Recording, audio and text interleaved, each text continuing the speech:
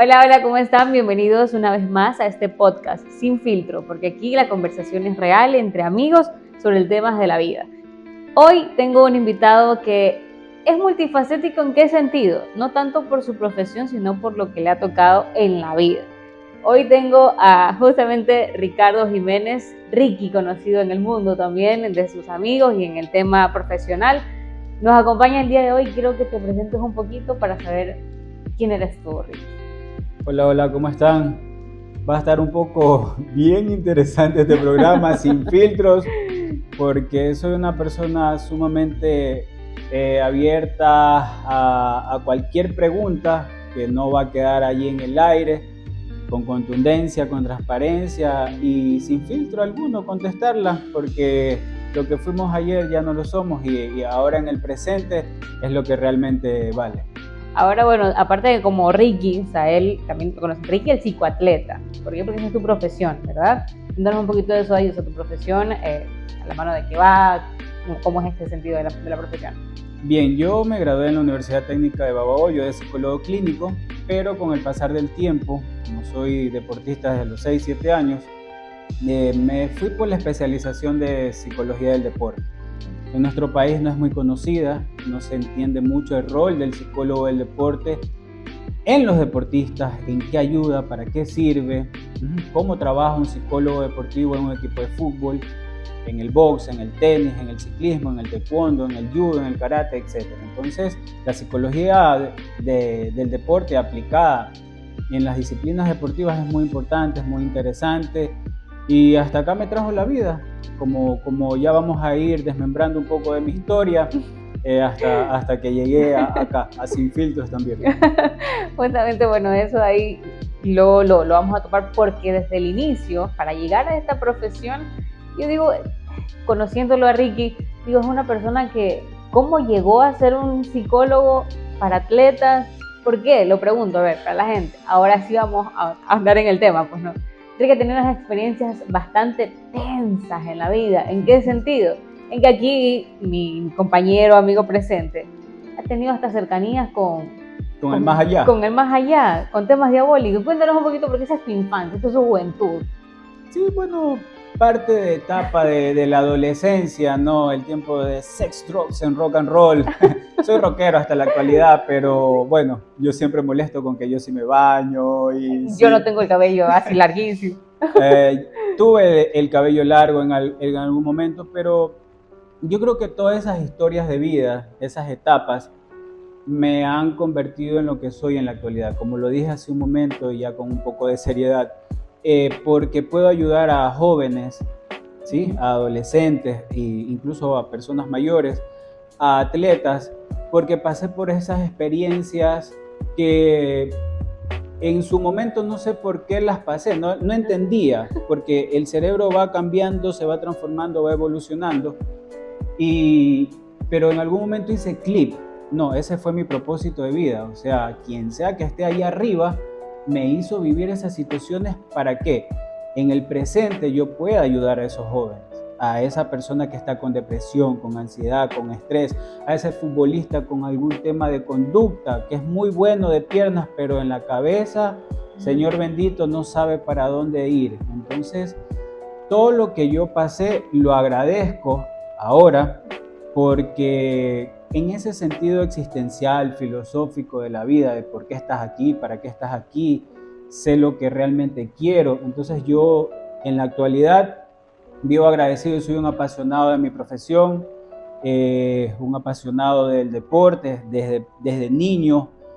Las etapas que haya pasado en mi vida siempre estuvo el deporte, siempre estuvo presente y yo creo que eso motivó a que sea lo que soy ahora y que no me haya desviado. Y fuerte, porque él les decía con el tema de que él tenía ese acercamiento con el más allá, porque no, como experiencia de vida y como de juventud, el tema de jugar la ouija, el tema de tener esa cercanía, de poder ir a un cementerio quizás, de poder estar conectados, preguntando cosas al más allá, con amigos y todo eso. O sea, antes al parecer era normal, pero ahora es muy complicado, porque tú dices, esas cosas, ¿son reales o no son reales?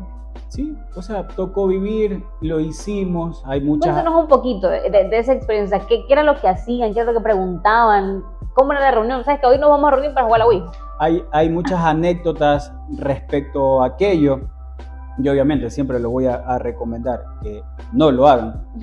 Pero porque hay, como tú utilizaste una palabra, es muy denso el ambiente, una experiencia. Una vez estábamos por curiosidad, siempre nace de curiosidad, el ser humano de por sí es curioso, entonces nace de la curiosidad porque estas tablas incluso las vendían con facilidad, de libre venta, vas, la comprabas y hacías ahí una especie de ceremonia. Entonces venía el ente y se movía eso y preguntaba sí, no, y a veces, obviamente en las letras, quién eres, etc. Entonces, recuerdo que había en el cuarto de la casa de un amigo un Cristo que brillaba y estaba a una distancia prudente de nosotros. Entonces estaban las luces apagadas y en un momento se viró. Entonces, ¿pero quién lo viró? Pues si todos estábamos por acá y la imagen del Cristo estaba por otro lado. Entonces después esas luces se comenzaron a prender, tocaron las puertas, así como que tocaban las puertas. O sea, no tengo por qué exagerar, pero son esas cuestiones que sí, puedo decir que las pasé. Son reales. Son reales. Incluso en mi profesión, cuando una persona, entre comillas, está poseída por el demonio, la iglesia primero pasa por un filtro que es la psicología. Si esa persona no tiene algún tema de histeria, esquizofrenia, si no es un problema mental. Cuando se descarta el problema mental, allí ya se aduce de que es una posesión demoníaca. Esos como que son los parámetros, los filtros que utiliza la iglesia, y lo sé porque tengo amigos sacerdotes. Entonces, es paradójico que en la actualidad tengo amigos sacerdotes, pero hablamos mucho. Yo creo que nací con eso. No sé, la gente que cree en los signos, soy Escorpión. Y sobre todo es en el tema de yo digo, bueno, ok, nos pasó eso, nunca más lo juego porque ya sé que es real y que me puede llevar el demonio en cualquier momento, porque ya lo tengo en la casa. Pero tú seguías con eso ahí, o sea, era algo de jóvenes, de querer jugar, porque Sí. como lo decías, ¿no? O sea, antes la facilidad de poder tener una tabla, y yo digo, ahora eso jamás se ve. Bueno, yo no he visto. O quizás ahora yo le contaba, pues no, puse otras cámaras, que yo duras penas, y antes era el Carlitos, que era eso que se jugaba con las plumas.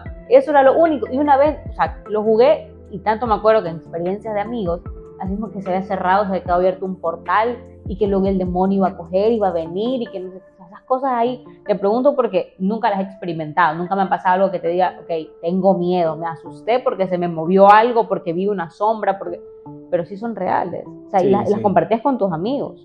Sí, tengo muchos amigos que pueden dar crédito de aquello. Incluso tenía amigos que quemaban papel periódico, se ponían, y después esa ceniza la pasaban por aquí, y depende de lo que contestes, decía sí, no, e incluso se manifestaba en nombre, pero por lo general siempre son entidades demoníacas. O sea, no vamos a negar que eso existe. Si existe el bien, existe el mal. Y en la actualidad no se ve mucho ya el tema, y mejor, porque yo creo que en la actualidad hay peores cosas que eso. Realmente, como decía tras cámara, nosotros éramos unos muchachos realmente para todo lo que se ve ahora, y por eso yo reflexiono mucho que por qué viví esas cosas, por qué caí en la profesión de psicólogo. Es muy raro y paradójico, pues, ¿no? Y yo digo, no, esto es porque tengo quizás un propósito, una misión de vida, necesito ser útil para la sociedad, y decirle al padre de familia, ¿sabe qué? A pesar de que mis padres siempre, yo vengo de una familia, o sea, en padres separados, ¿no? Pero ellos siempre cumplieron su rol por separado, pero siempre. Entonces, por el tema de los tatuajes nunca me hicieron problemas. Es más, me hice mi tatuaje a los 13 años, el primero, y mi mami me dijo, no comerás cosas inconosas que se te puede caer el brazo después. Cuando me hice el segundo tatuaje, chévere, está bonito, está artístico. Entonces, y esas cosas, o sea, mis padres no fueron como que opresores, me permitieron como que estaban observando, sí, pero si ya me iba al abismo, seguramente te agarraba. Seguramente iba. Entonces tuve un padre muy, muy chévere, mi mamá también muy, muy open mind.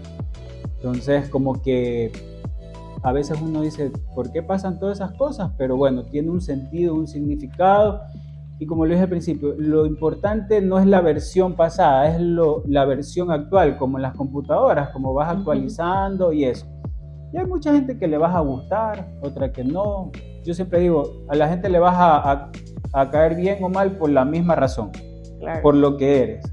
Hay gente que le caes mal por lo que eres y a otra que le atraes, le pareces bien por lo que eres, porque ahora con el tema de las redes sociales y el nombre del programa de ustedes es muy bonito, Sin Filtros, porque parece que en las redes sociales actualmente solo se vende la parte que quieres mostrar, que los otros quieren ver de ti, más no lo que tú en realidad eres. Y y esa parte oscura del ser humano no la quieren tocar, y precisamente a veces hay que introducirse a nuestros propios infiernos, traumas, represiones, pasiones, exageraciones, toda una historia familiar que nosotros cargamos. ¿Y qué haces con aquello para cambiar tu vida, cambiar tu destino, para que tu alrededor mejore?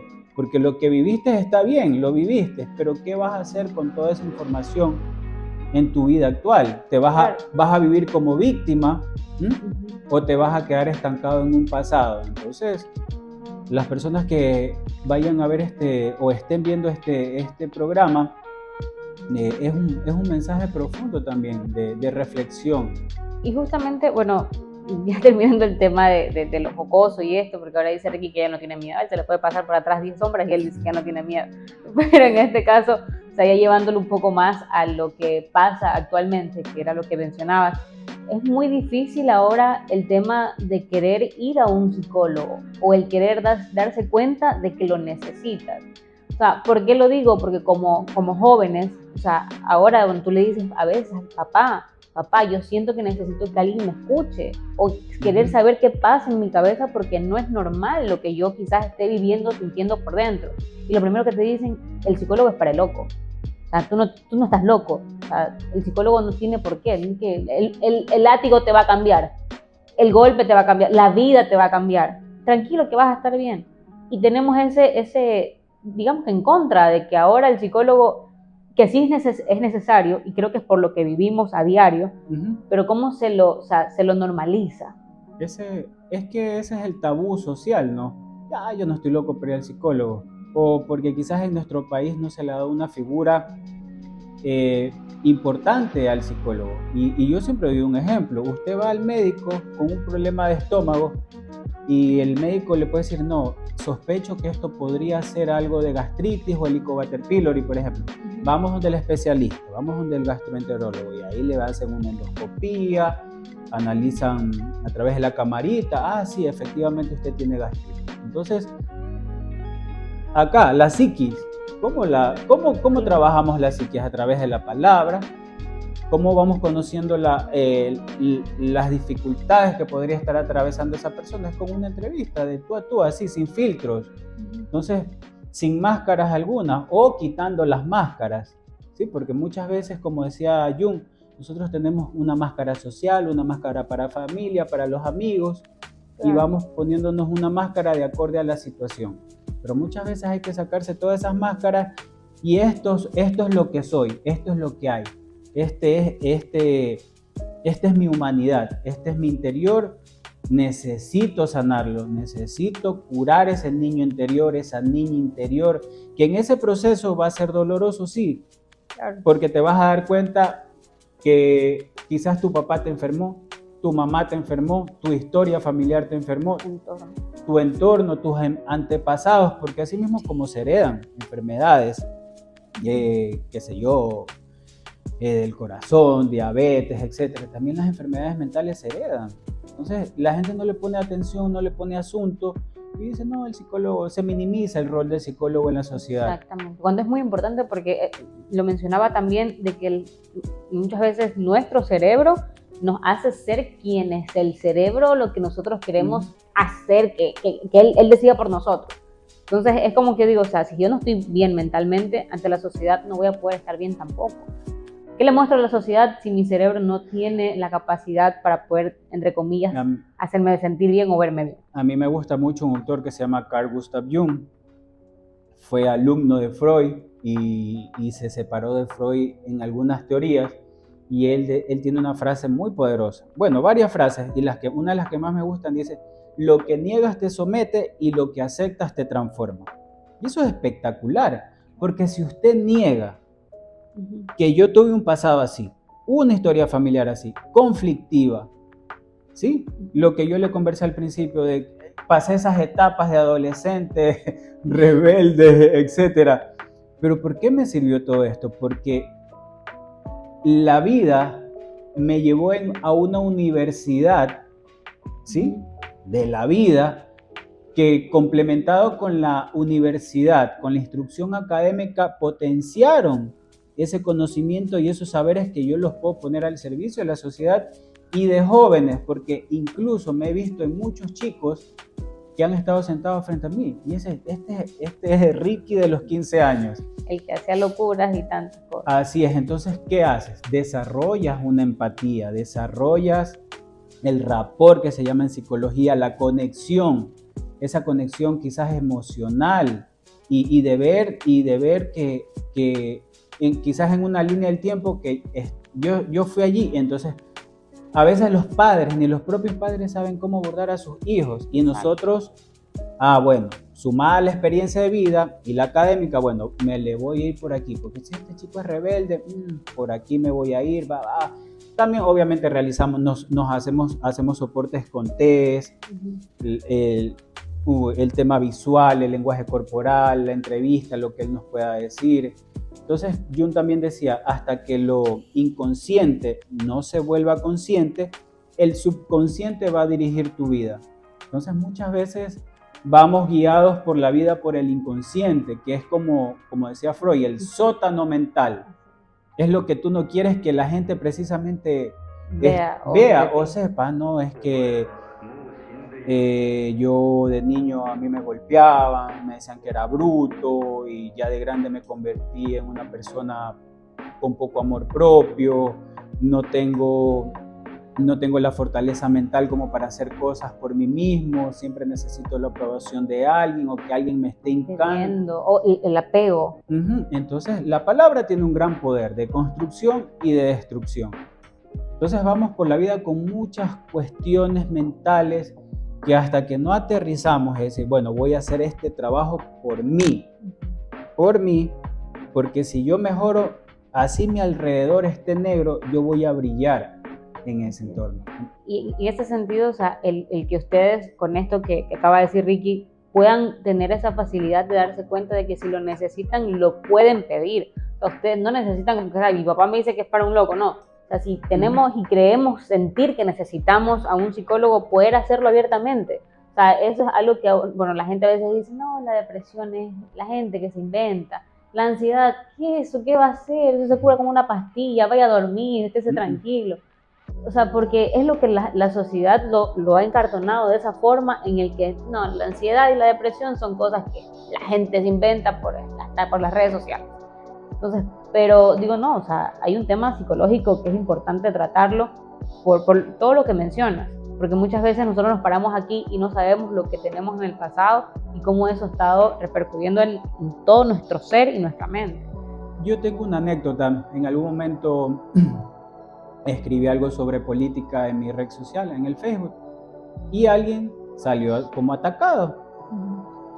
Entonces esa persona incluso hasta me confrontó personalmente y me quiso pegar. Obviamente yo ya estaba esperando el golpe, ¿no? y esa persona sacó, o sea, para defenderse, comenzó a utilizar argumentos, pero de lo que le acabo de decir, no, pero si tú antes eras así, o sea, no había una conexión, ¿sí? Entre, si querías hacerlo, ya, pues era que me pegues y ya, pues no. No sacar nada. Entonces yo le dije, dime algo que la gente que realmente conoce a la versión de ese Ricky no sepa. Ya, claro. Baboyo es pequeño, aquí todos nos conocemos y no nos hagamos, sí, o sea, tampoco vamos a ser explícitos en muchas cosas, pero a libre imaginación, Y yo recuerdo que esa persona comenzó a atacarme con eso, con un pasado que ya no existía. Entonces como que queriéndome minimizar en lo que yo me había convertido, porque parte de la filosofía de vida y yo tengo un logo, es un águila vikinga, ¿sí? Entonces el proceso del águila es muy bonito porque el águila tiene dos opciones, transformarse o morir. Entonces en ese proceso el águila se va a las alturas de las montañas, arranca su pico, golpea su pico contra las piedras, ¿sí? Le nace un nuevo pico y con ese pico arranca sus garras, le nacen nuevas garras o salen nuevas garras y también arranca sus viejas plumas y se transforma el águila. Entonces todos podemos pasar por ese proceso de transformación, pero aceptando sin filtros, sin vergüenza alguna. Sí, yo fui esto, ¿qué pasa? Como vamos al tema bíblico, el que esté libre de pecado que arroje la primera piedra. Entonces muchas veces es más fácil el señalamiento que verse a un espejo, ¿sí? Y decir, ¿quién soy yo? O sea, ¿quién soy yo para juzgar, para criticar el pasado de fulano y tal? No. Y a mí me encanta porque yo conozco a mucha gente en Babahoyo que pensaban que se iban a quedar en la nada, o sea, vagos. Y la gente a veces no entiende que son etapas de vida. Otra cosa es que te quedes anclado. Claro, pero ya hay gente que, aquí a los rockeros en general nos tenían, como nunca íbamos a surgir, nunca íbamos a hacer nada.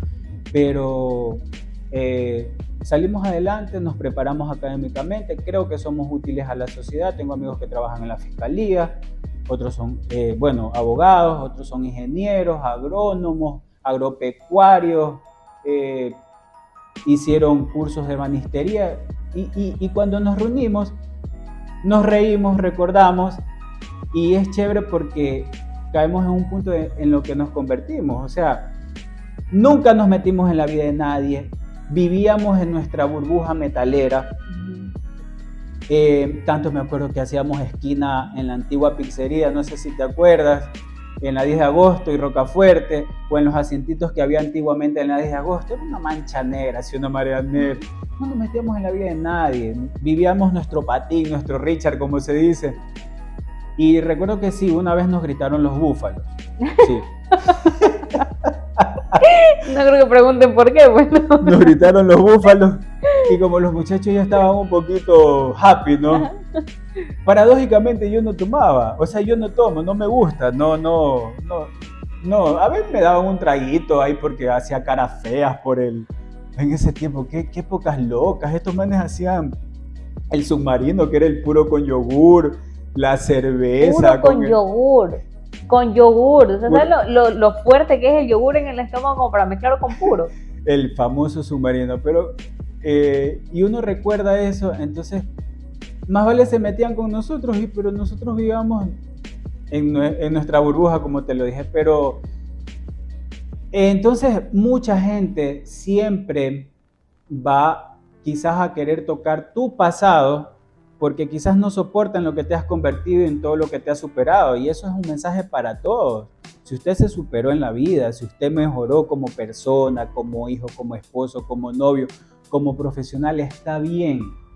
La gente que está mal consigo mismo siempre buscará la guerra en otro porque no está bien consigo mismo. Entonces no está bien aquí. Entonces no importa el tema de que mucha gente a veces no, pero te pueden atacar por ese lado, te van a decir no, pero sí ese man.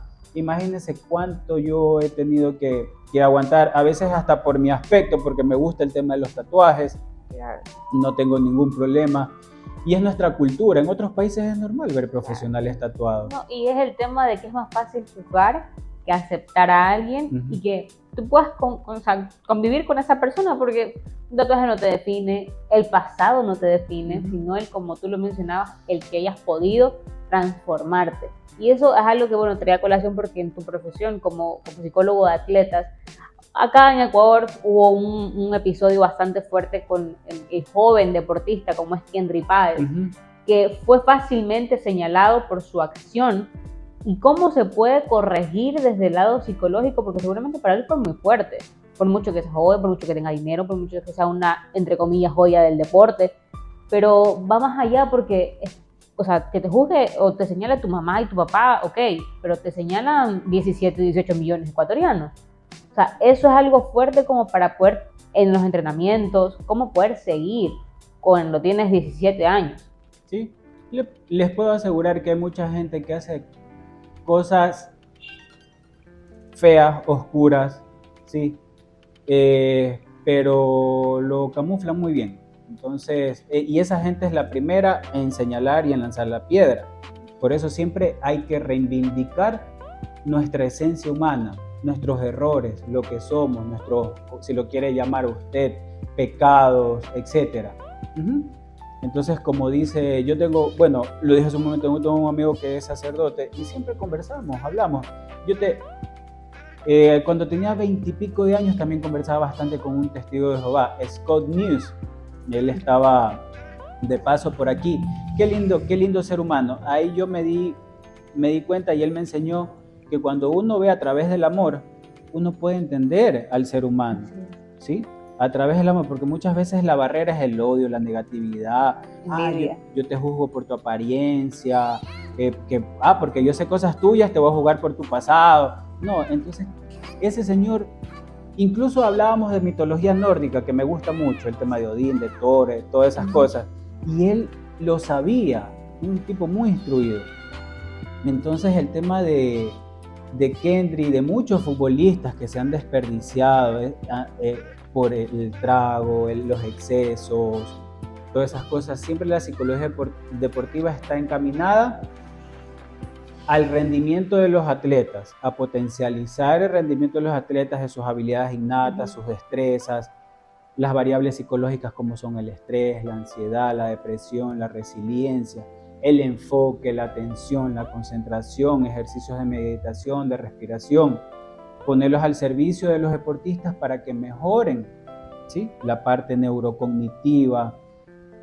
Tuve la oportunidad de poder realizar una maestría en neurociencias aplicada al deporte, donde el funcionamiento mental es espectacular, donde usted puede, precisamente todo lo que hemos hablado, el pasado, sacarlo y poner una nueva información, porque creamos nuevas redes neuronales, nueva información que nos va a servir. Y eso en los futbolistas, por ejemplo, vamos a hacer ejercicios neurocognitivos para que mejore la recepción con el pecho, con el borde interno, con el muslo, para que tenga agilidad mental, rapidez mental, para que pueda pensar antes de que le llegue el balón, qué hacer. Hacer verificación del campo de juego. Por ejemplo, Messi tiene una cualidad muy, muy marcada de que él siempre está observando lo que pasa dentro del campo de juego. Él observa. Y él le llega la pelota y él ya sabe qué va a hacer. Entonces, hay jugadores que quizás en su etapa formativa no lo trabajaron, ¿sí?, pero lo pueden mejorar, lo pueden trabajar, ya sea desde las formativas en la actualidad, o ya de grandes.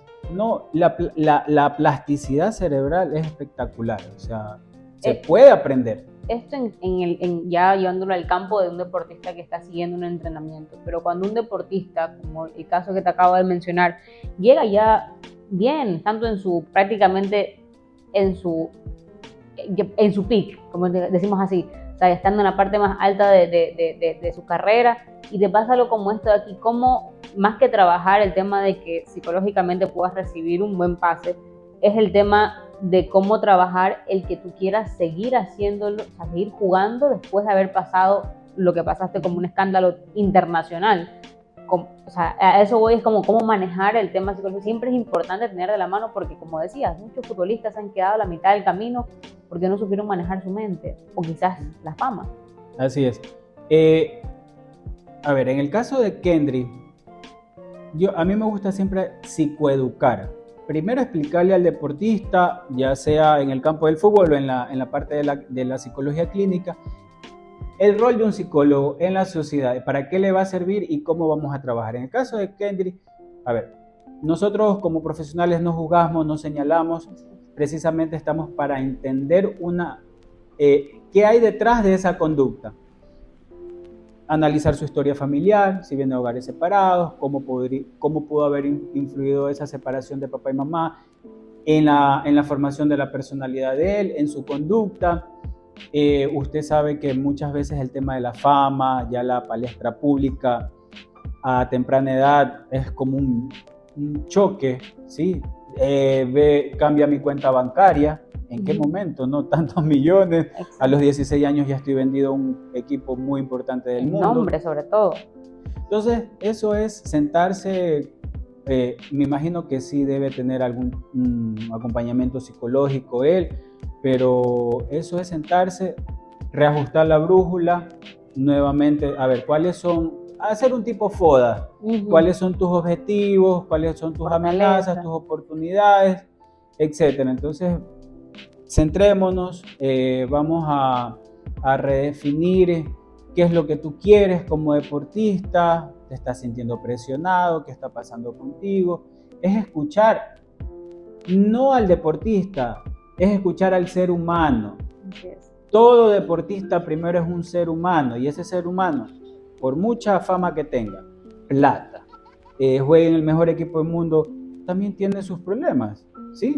Pues no sé qué tipo de problemas pueda tener una persona que tenga muchos millones en la cuenta bancaria, pero los tiene. Entonces mucha gente a veces dice, no, pero si lo tienen todo en la vida, pero no todo en la vida es plata, no todo en la vida es fama. Hay un sentido existencial muy profundo también que a veces eso no llena, muchos vacíos quizás de la niñez, o de decir, ¿qué estoy haciendo con mi vida? ¿Es lo que realmente quiero?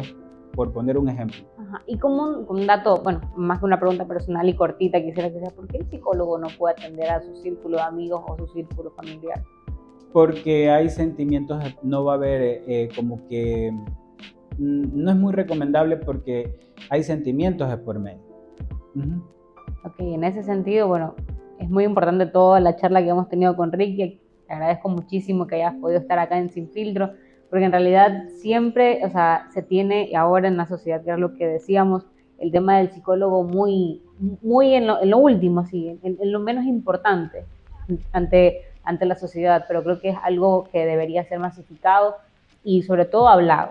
Esto para que a ustedes les pueda servir y obviamente también a las órdenes para quien sea que necesite de una persona que sabe de psicología, ¿no? Sí, sí, es muy importante. Ahorita la otra pandemia que nos dejó la pandemia, estrés, ansiedad y depresión. Y esas son tres cosas que parecería que son silenciosas, pero están allí y mucha gente la padece, mucha gente grita en silencio, ayuda. Y precisamente por tener vergüenza de que me vean entrar a un consultorio psicológico, no dan ese primer paso. Y créame que yo he atendido a personas que y ni al minuto y ya están llorando. Uno tiene que dejar que esa persona descargue, se desahogue y ya, y ahí comenzar, bueno, ya se calmó, bueno, vamos. La gente tiene mucho pasado en su corazón, en su mente, y eso se somatiza. La mente te puede enfermar, te puede causar cáncer, problemas en tus órganos, gastritis, un coraje, parálisis facial, Dios no quiera un aneurisma. O sea, son muchas cosas. La mente también enferma al cuerpo. Entonces, si la psiquis, como decimos, si la mente no está bien, nada está bien. Muchas veces es eso. Los temas de ansiedad, de depresión, están silenciosos allí. Listo, Ricky. Bueno, es una conversación que podría seguir para largo porque es un tema bastante extenso a nivel de la importancia que tiene. Pero te agradezco muchísimo por estar acá y a ustedes también espero que este podcast haya servido para que den ese primer paso y saber que el tema de la psicología es muy importante en la vida de todos. Muchísimas gracias por estar. Gracias.